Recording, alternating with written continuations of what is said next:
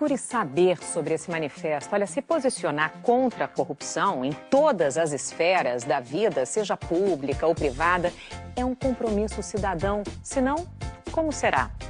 Falar aqui de corrupção não é uma conversa sobre a falta de esperança, muito pelo contrário, né?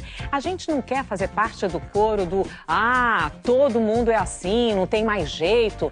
Tanto que a gente lançou aqui, olha só, a campanha Eu Acredito num Mundo Melhor. Porque a gente acredita mesmo. E você, acredita? A gente acredita que dá para cortar esse mal pela raiz, hein?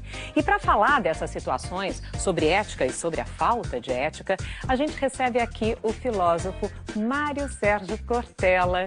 É um prazer recebê-lo. Feliz. Eu mais ainda. Que bom. Bem-vindo ao Como Será. Por favor, a casa é sua. Grato. Mário Sérgio, corrupção tem jeito? Claro, se não tivesse jeito, nós estaríamos desesperados. Não há coisa na vida que não tenha alternativa. Nós construímos o processo possível de corrupção, podemos desconstruí-lo. Não é uma coisa que veio de fora, que Deus, ou os deuses, ou as forças mandaram para nós. A corrupção é obra nossa. Se ela é obra nossa, ela pode ser extinta por quem a construiu. Por isso, claro que é possível. Perfeito. Então, se é possível, agora a gente vai responder algumas perguntas da turma que nos manda perguntas pelas redes sociais sempre. Quem mandou a primeira foi a Cristina. Vamos ver aqui, olha. Cristina Opperman pergunta: o jeitinho brasileiro não seria uma resposta à burocracia exagerada do nosso país? Porque tem muita burocracia. Sim, mas a burocracia, se ela é um equívoco, eu não vou resolvê-la com outro equívoco.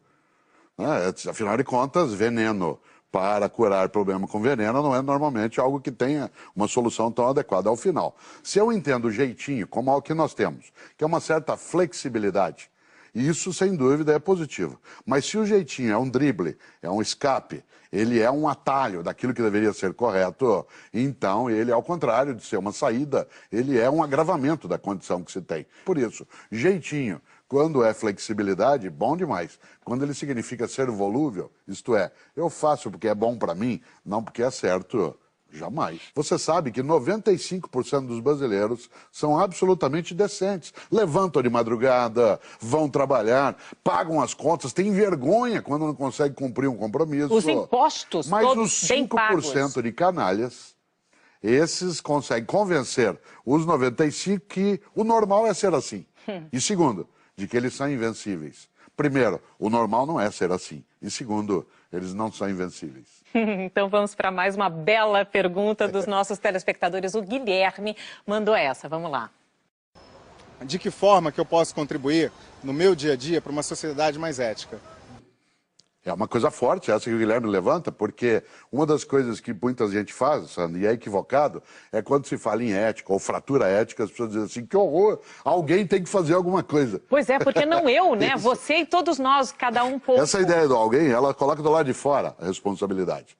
E eu posso lembrar algo que é decisivo. A ética se constrói também nas pequenas ações do cotidiano. No lugar onde eu moro, na minha vizinhança, no local que trabalho, na minha conduta no trânsito. Até, Sandra, um princípio de um grande filósofo alemão, Kant, pensador do século XVIII, que dizia um princípio maravilhoso. Ele dizia assim, tudo que não puder contar como fez, não faça. Olha só, de uma simplicidade imensa. Perfeito. Tudo que não puder contar como fez, não faça. É claro que ele não está falando contra a privacidade, nem contra o sigilo. Ele está falando contra a vergonha. A frase pode ser dita de outro modo.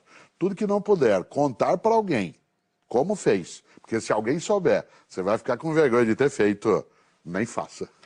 Pois é, então o que a gente pode falar para quem está nos assistindo, que tem filhos?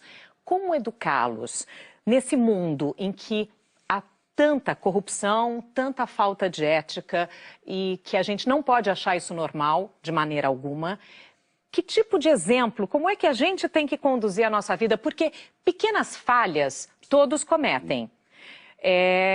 Como que a gente se comporta? Só uma forma da gente educar as novas gerações, com o exemplo.